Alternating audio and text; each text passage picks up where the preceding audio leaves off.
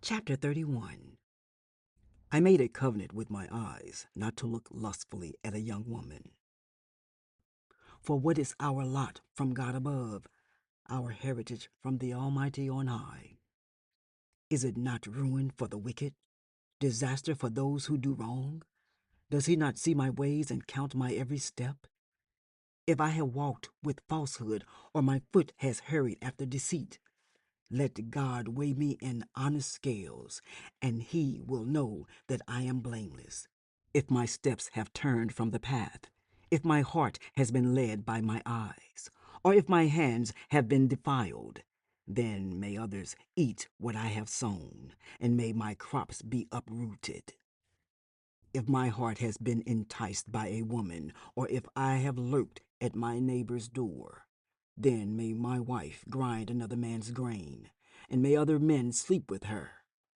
For that would have been wicked, a sin to be judged. It is a fire that burns to destruction. It would have uprooted my harvest. If I have denied justice to any of my servants, whether male or female, when they had a grievance against me, what will I do when God confronts me? What will I answer when called to account? Did not he who made me in the womb make them? Did not the same one form us both within our mothers? If I have denied the desires of the poor, or let the eyes of the widow grow weary, if I have kept my bread to myself, not sharing it with the fatherless, but from my youth I reared them as a father would, and from my birth I guided the widow. If I have seen anyone perishing for lack of clothing, or the needy without garments, and their hearts did not bless me for warming them with the fleece from my sheep. If I have raised my hand against the fatherless, knowing that I had influence in court, then let my arm fall from the shoulder, let it be broken off at the joint, for I dreaded destruction from God, and for fear of his splendor I could not do such things. If I have put my trust in gold, or said to pure gold, you are my security. If I have rejoiced over my great wealth, the fortune my hands had gained, if I have regarded the sun in its radiance, or the moon moving in splendor, so that my heart was secretly enticed, and my hand offered them a kiss of homage, then these also would be sins to be judged, for I would have been unfaithful to God on high. If I have rejoiced at my enemy's misfortune, or gloated over the trouble that came to him, I have not allowed my mouth to sin by invoking a curse against their life. If those of my household have never said, who has not been filled with Job's meat? But no stranger had to spend the night in the street, for my door was always open to the traveler. If I have concealed my sin as people do, by hiding my guilt in my heart, because I so feared the crowd and so dreaded the contempt of the clans that I kept silent and would not go outside. Oh, that I had someone to hear me. I sign now my defense. Let the Almighty answer me. Let my accuser put his indictment in writing. Surely I would wear it on my shoulder. I would put it on like a crown. I would give him an account of my every step. I would present it to him as to a ruler.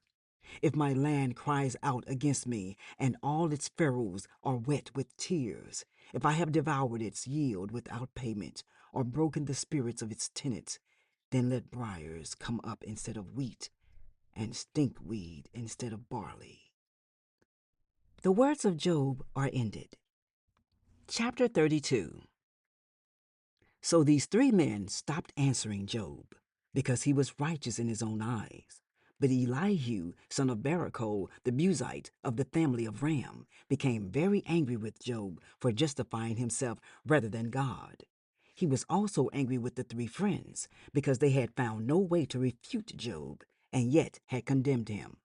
Now Elihu had waited before speaking to Job, because they were older than he. But when he saw that the three men had nothing more to say, his anger was aroused. So Elihu, son of Barachel, the Buzite, said, I am young in years, and you are old. That is why I was fearful, not daring to tell you what I know. I thought age should speak, Advanced years should teach wisdom. But it is the spirit in a person that breathe of the Almighty that gives them understanding. It is not only the old who are wise, not only the aged who understand what is right. Therefore I say, listen to me. I too will tell you what I know. I waited while you spoke. I listened to your reasoning while you were searching for words. I gave you my full attention. But not one of you has proved Job wrong. None of you has answered his arguments.